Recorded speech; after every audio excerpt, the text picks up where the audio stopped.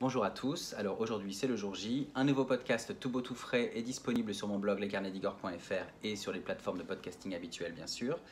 Comme d'habitude il est accompagné d'un article illustré de mes photos pour que vous puissiez mieux vous figurer les lieux dont je vous parle. Et aujourd'hui je vous emmène à Paris, au cœur d'un monument incontournable de la capitale, un monument niché au cœur de l'île de la Cité, je veux parler de la Conciergerie, vous savez ce palais médiéval qui longe la Seine avec sa façade gothique reconnaissable et ses deux célèbres tourelles. Alors la Conciergerie, beaucoup l'ont déjà vue, mais peu la connaissent vraiment.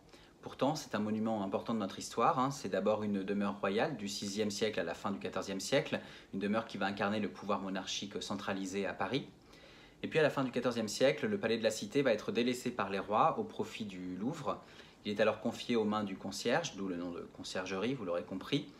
En revanche, il reste le siège du Parlement de Paris et de l'administration du royaume.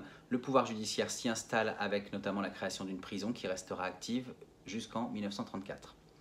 La Conciergerie, c'est aussi un lieu central de la Révolution française. Elle accueillera notamment le tribunal et la prison révolutionnaire.